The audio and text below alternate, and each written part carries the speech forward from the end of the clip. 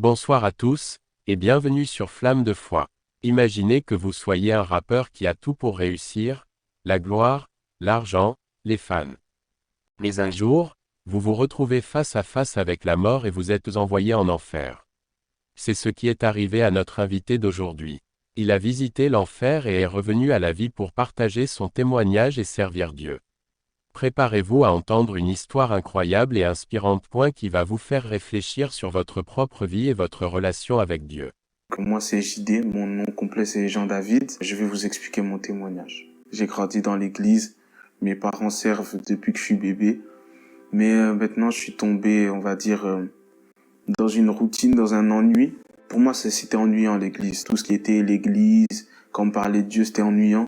Donc j'ai été chercher de l'amusement dans le monde, dans tout ce qui était les filles, les fêtes, l'alcool, la bringue si je puis dire, également les bagarres. Les bagarres, j'étais un garçon très violent, vraiment violent, me taper, même des fois me ramasser des coups aussi. C'est quelque chose que j'aimais, genre cette interaction, ça m'animait vraiment. Je me donnais un genre du style, ouais, être impliqué dans les bagarres de quartier, etc. J'aimais aussi beaucoup l'argent. J'étais vraiment omnibulé par l'argent. Pour moi, tout moyen était bon de faire de l'argent, que ça soit propre ou sale. Je peux pas finir pauvre. Et malheureusement, j'ai fait beaucoup de bêtises suite à ça. Mais maintenant, je vais vous raconter comment Dieu a totalement transformé ma vie du jour au lendemain. Par contre, avec des amis, on avait pris un appartement à la mer pendant 1 mois.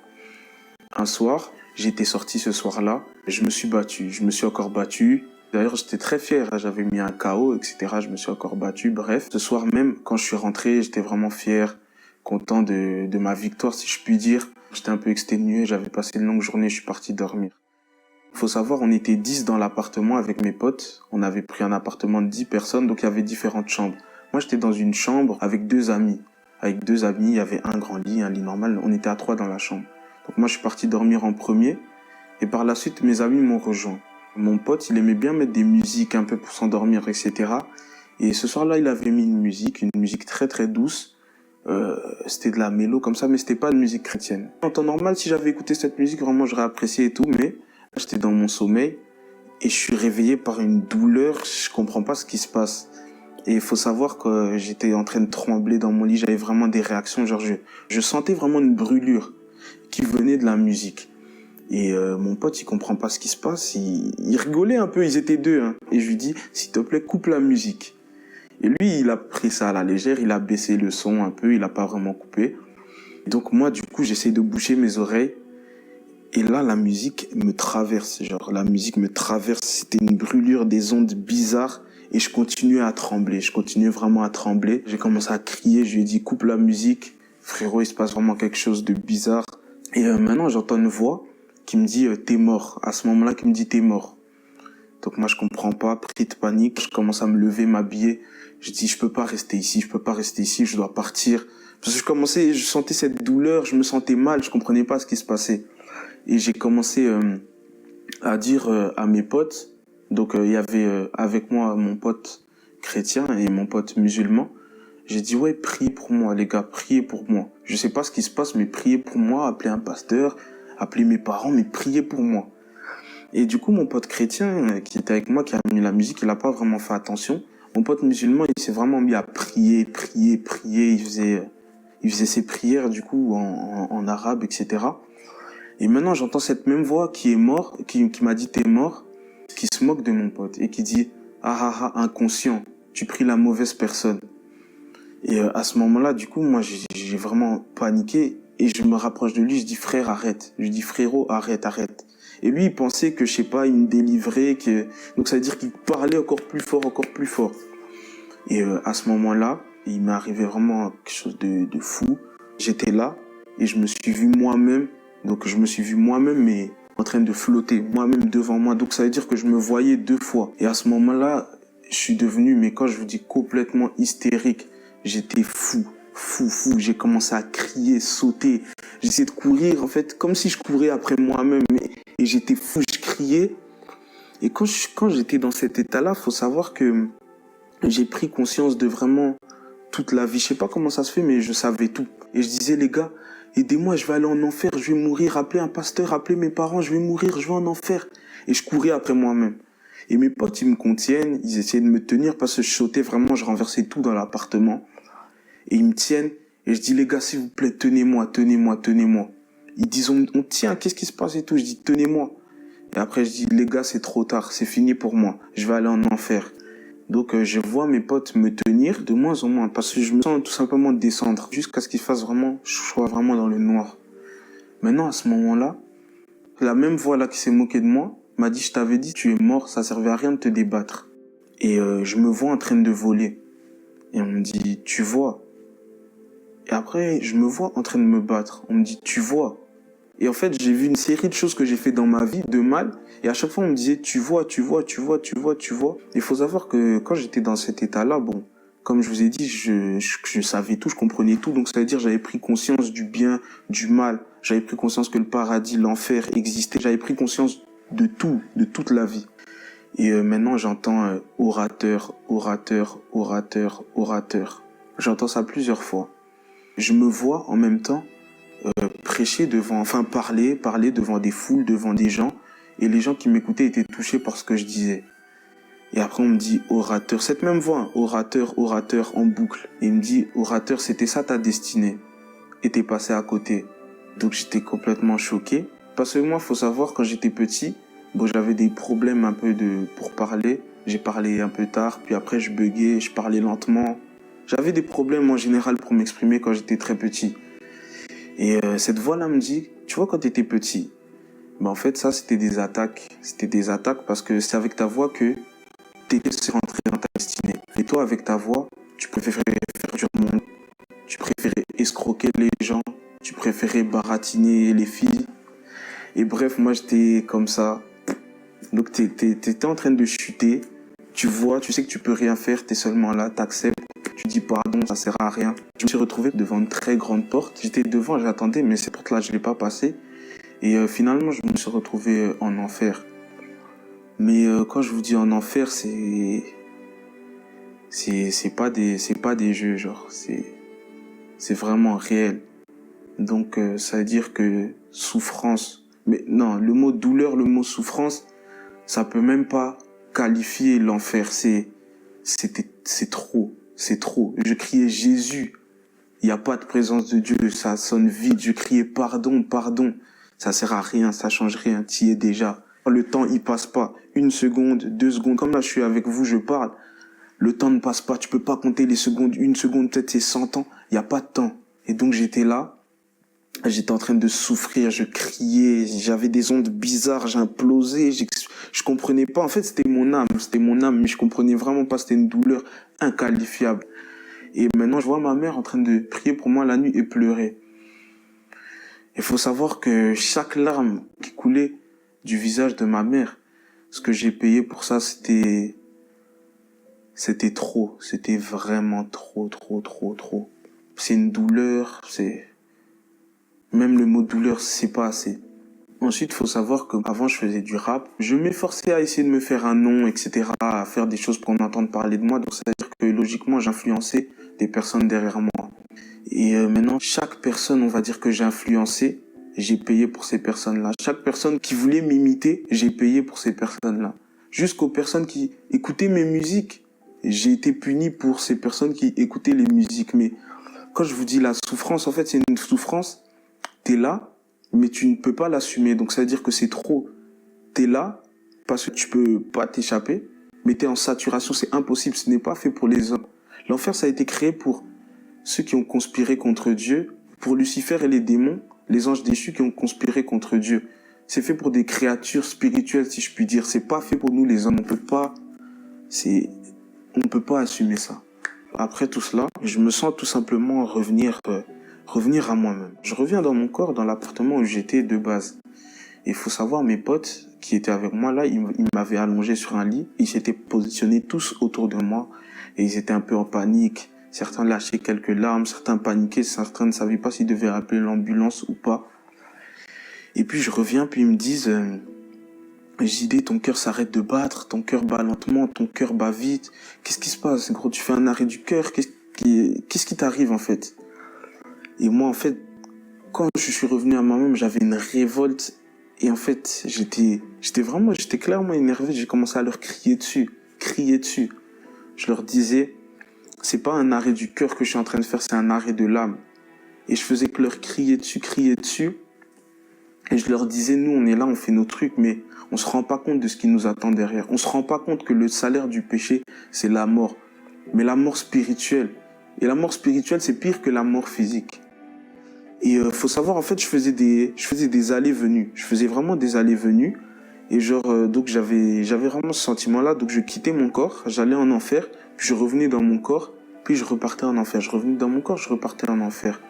Et moi, je comprenais pas. Je leur disais, mais attendez, c'est de la torture. Donc moi, je vais mourir devant vous, mais je vous aurais dit ce que c'est l'enfer. Donc moi, je vais être l'exemple, la leçon pour tout le monde. En fait, j'étais vraiment révolté. Je leur disais, vous pouvez pas aller où je suis, vous pouvez pas aller là-bas, c'est pas fait pour nous, c'est impossible. Donc moi, je leur criais dessus, puis d'un coup, ma langue a commencé à brûler. Comme s'il y avait une lueur qui était dans ma bouche, et ça sortait tout seul, c'est pas moi qui parlais. Et ils m'ont dit qu'apparemment, ce que je leur disais, c'est que je prêchais, je les exhortais. Moi, j'étais un type, je lisais pas la Bible. Je lisais très rarement la Bible, même si je l'ai jamais lu de ma vie avant.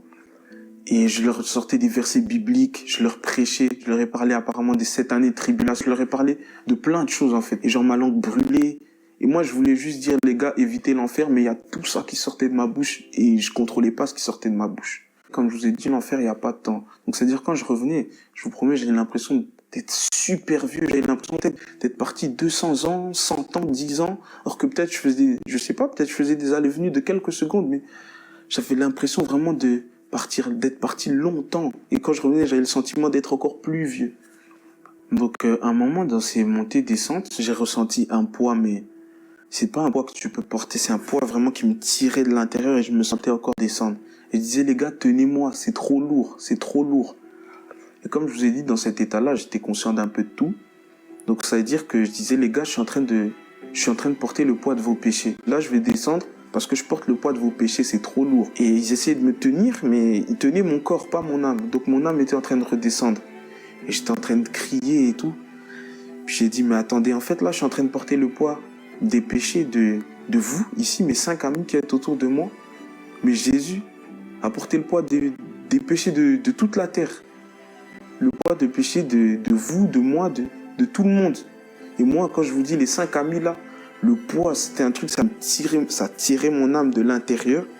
Et je leur disais, tenez-moi, je criais, c'était trop lourd. Ils me tenaient, je suis quand même redescendu. Et quand je suis redescendu, je pense pour la dernière fois, je vois mon pote tout simplement en train de faire des bêtises. Et maintenant, moi, j'ai commencé à dire, mais attendez, c'est mon pote, c'est pas moi. Pourquoi je devrais souffrir pour mon pote? On m'a rétorqué, les bêtises de ton ami, c'est tes bêtises aussi si tu le fréquentes.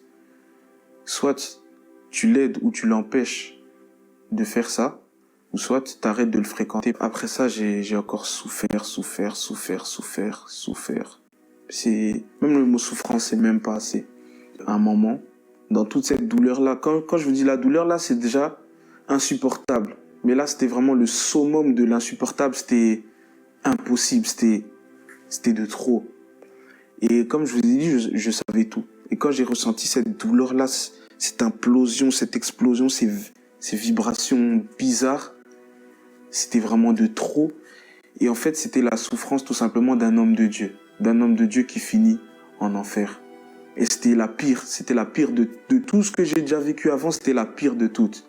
Après cette phase-là, je me retrouve par terre, sur un sol, si je puis dire, pas vraiment blanc, mais c'était une matière assez...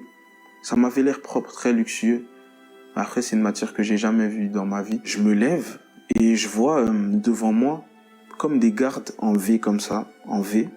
Et des gardes grands, mais vraiment tellement grands que limite, j'arrivais pas à voir leur visage. Je voyais le bas de leur corps, si je puis dire. Et maintenant, au coin de ce V-là, au coin du V, il y a une grosse présence comme ça qui est arrivée. Une grosse lumière. Dès que j'ai senti ça, je me suis allongé par terre. Je me suis vraiment mis comme ça, par terre, tout mon corps allongé face contre terre. Comme un réflexe, je me suis mis comme ça par terre, je sais pas pourquoi. Et quand j'ai senti cette lueur, cette puissance, en fait, j'ai jamais ressenti ça dans ma vie. J'ai jamais. Faut savoir, moi, je me battais, je tapais des gens, je me sentais un peu invincible. Je ne me suis jamais senti aussi faible de ma vie. Jamais. Quand j'ai senti cette puissance-là, je me suis dit, mais en fait, je suis moins qu'un insecte, je suis une poussière.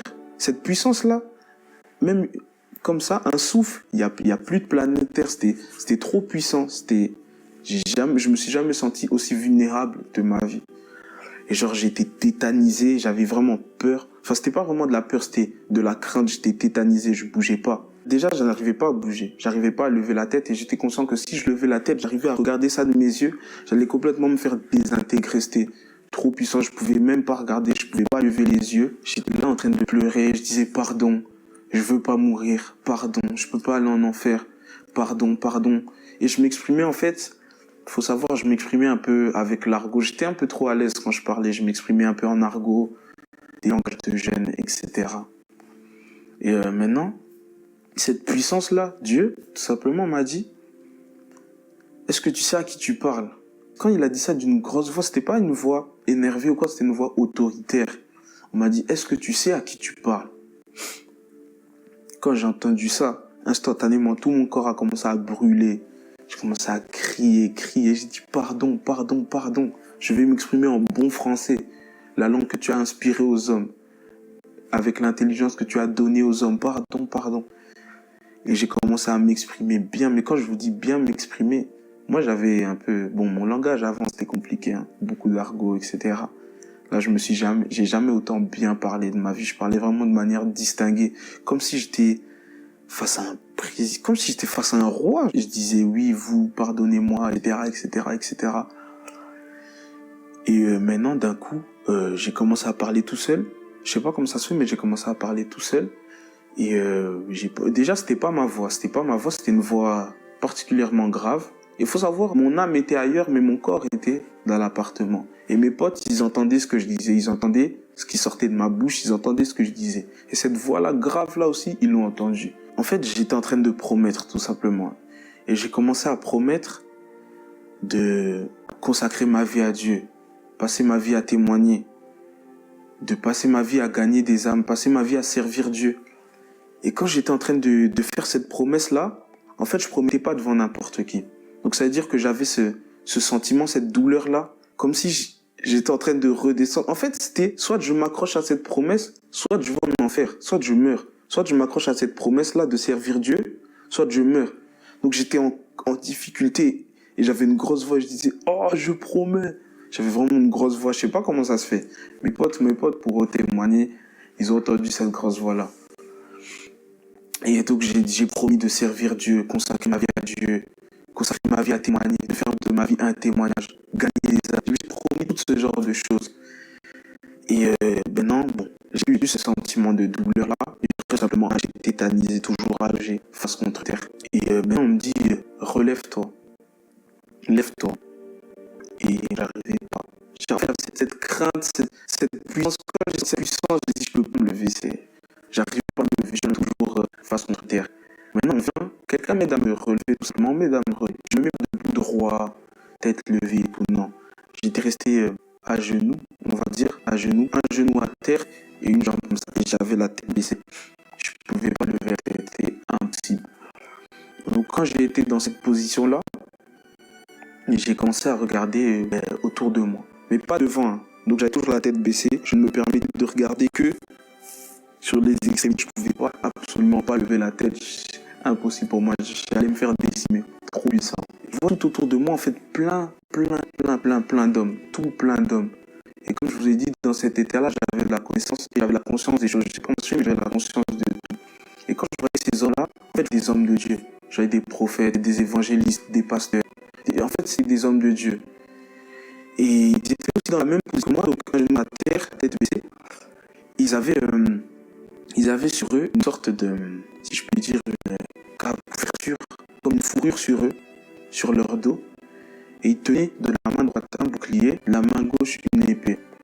Donc je regarde comme ça un peu autour de moi, ok, j'ai vu ça. Maintenant, moi, je sens tout simplement qu'on met aussi cette cette sorte de fourrure sur mon épaule. On met aussi ça. Maintenant, on me donne aussi un bouclier dans la main droite, une épée dans la main gauche. Maintenant, on pose un coffre à mes pieds, un petit coffre, mais ça avait vraiment l'air luxueux. Mais encore une fois, c'est un truc que j'ai jamais vu dans ma vie, mais ça avait vraiment l'air luxueux, une sorte de coffre. Et on dit ta mission. Et la personne là, quand elle a posé le coffre, quand elle a lâché le coffre, j'ai regardé à ses mains et je vois en fait un trou ici et un trou ici. C'est deux mains trouées. Je commence à réaliser que quelqu'un qui a les mains trouées dans ce genre de situation, c'est Jésus. Donc je commence vraiment à réaliser ce qui se passe et dans ma tête, c'était vraiment une euphorie. Et donc toujours la tête baissée. Et maintenant, cette voix-là me dit, t'es pardonné, mais c'est ta dernière chance. Et il faut savoir que moi, en fait, j'étais un garçon entêté. J'avais eu des avertissements, si je puis dire, réels de Dieu dans ma vie, que j'ai jamais pris en considération. Aussi, j'étais un garçon assez tumultueux, turbulent. Donc, c'est-à-dire que j'ai mis vraiment ma vie en péril beaucoup de fois. Ceux qui me connaissent vraiment, qui marchaient avec moi, qui ont fait toutes les bêtises avec moi, savent que j'ai peut-être failli mourir plus de 10 fois dans ma vie. J'ai vraiment trop mis ma vie en péril. Maintenant, cette voix-là me dit, t'es pardonné, mais c'est ta dernière chance. Donc moi, quand j'entends ça, je ne sais pas quelque chose à prendre à la légère, vraiment pas à prendre à la légère. Après ça, tout simplement, je me sens en fait revenir dans mon corps, revenir à moi-même. Et quand j'étais en train de revenir, vraiment plein de choses. Il y avait vraiment beaucoup de choses qui défilaient dans mes oreilles, dans ma tête. Il y avait trop de choses qui défilaient. J'entendais plein de choses. Et j'ai notamment entendu la voix du début qui se moquait de moi, qui m'a dit t'es mort, qui criait, qui disait non, il en sait trop. Il ne mérite pas le pardon. C'est un pécheur, il en trop, il ne mérite pas le pardon. Et j'ai entendu vraiment beaucoup de choses. Et même vraiment revenu vraiment en mon corps. Et justement en sueur, mon cœur battait vite. Je vois mes potes allongés autour de moi, allongés dans le lit. Il y en avait certains qui pleuraient, certains qui stressaient, certains qui... Et quand je suis revenu, j'ai dit, quelle grâce, quelle grâce. Et j'étais en boucle, je faisais dire, quelle grâce, quelle grâce, quelle grâce. Après, je leur disais, les gars, en fait, quand j'ai réalisé tout ce qui se passait, je disais, ah, mais attends, là, vous êtes que 6. Parce que je voyais qu'ils ont été touchés par ce qui m'est arrivé. Je disais, attends, donc là, vous êtes que 6. Mais c'est passé. Je dois beaucoup plus avancer. Je dois partir d'ici. Je dois évangéliser toute la terre. Je me rappelle, j'avais dit ça. Je dois évangéliser toute la terre. C'était vraiment, j'avais ce feu. Je disais, non, je dois gagner des âmes. Les gens ne peuvent pas vivre l'enfer. Même l'enfer, c'est pas quelque chose de souhaitable dans son pire ennemi. Je disais, non, je dois évangéliser. Je dois pas rester ici, etc., etc. Après, je leur ai dit, les gars, à partir d'aujourd'hui, ma vie a changé. Ma vie va changer. Il faut savoir, moi, quand je faisais du rap, bon, j'avais mon nom, etc. et tout. Mais ce nom-là, on m'a dit, on m'a appelé par ce nom-là, on m'a dit, ce nom-là, oublie-le. L'ancien personnage que tu étais, oublie-le, il n'existe plus. Et après, moi, je dis, bon, les gars, le personnage-là, il n'existe plus. Moi, je suis un homme de Dieu, etc. Et même après, c'est que je suis incroyablement reconnaissant envers Dieu, déjà de m'avoir fait la grâce de pouvoir expérimenter ça, même si c'était très difficile. De m'avoir mis tout simplement de voir, en fait, ce qui m'attendait si j'étais mort avec le train de vie que je menais. Donc avec la vie d'avant, les sorties, si j'étais mort dans cette vie-là, en fait, j'ai pu voir ce qui m'attendait après. Et j'ai réalisé tout simplement que tout ça, c'est éphémère, l'argent. Je courais vraiment derrière l'argent. J'ai réalisé que l'argent, tu vas pas l'emmener. Après ta mort, l'argent, tu vas le laisser ici. Les filles, tous les plaisirs de ce monde derrière lesquels je courais, j'ai réalisé qu'en fait, c'était des plaisirs éphémères et qui me mènent tout simplement à la perte. Et vraiment, je rends grâce à Dieu de m'avoir fait cette grâce et d'être ici, là, pour en témoigner. Et je tiens à parler à toi qui regarde cette vidéo. Je voudrais dire que c'est très important et qu'il faut qu'on prenne conscience que c'est réel.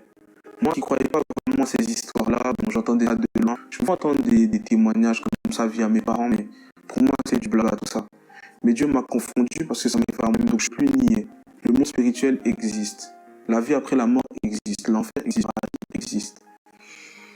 Et on a les cartes en main, en fait. Tant qu'on est en vie, sur cette terre, on a les cartes en main. C'est à nous de préparer notre destinée, tout simplement. Maintenant, à toi qui regardes cette vidéo, ne te sens jamais trop sale pour revenir à Dieu. Il n'est jamais trop tard. Dieu est un Dieu d'amour. Il a déjà payé à la croix pour tes péchés, pour mes péchés. Et il n'est jamais trop tard pour revenir à lui. et pour te repentir. Je t'invite, à toi qui regardes cette vidéo, à faire cette prière avec moi. Seigneur Jésus, tu connais mon cœur, Seigneur Jésus. Tu vois ma vie. Tu connais ma situation. Seigneur, aide-moi tout simplement à pouvoir arriver au but, arriver là où tu m'attends, pouvoir rentrer dans ma destinée. Aide-moi, Seigneur, à ne pas me perdre et à ne pas tout simplement rater le coche, finir en enfer. Mais aide-moi, Seigneur, à accomplir ce que tu attends de moi pour pouvoir te rendre fier et dégager un beau parfum. C'est en ton nom que j'ai ainsi prié. Amen. Merci à notre invité pour son témoignage incroyable et inspirant. Son histoire nous montre que Dieu est toujours présent dans notre vie, même dans les moments les plus difficiles. Il nous montre également que nous avons toujours la possibilité de changer et de servir Dieu, même si nous avons fait des erreurs dans le passé. Nous espérons que cette vidéo vous a inspiré et motivé à approfondir votre relation avec Dieu. Abonnez-vous, likez et partagez avec vos proches et amis. Que Dieu vous bénisse.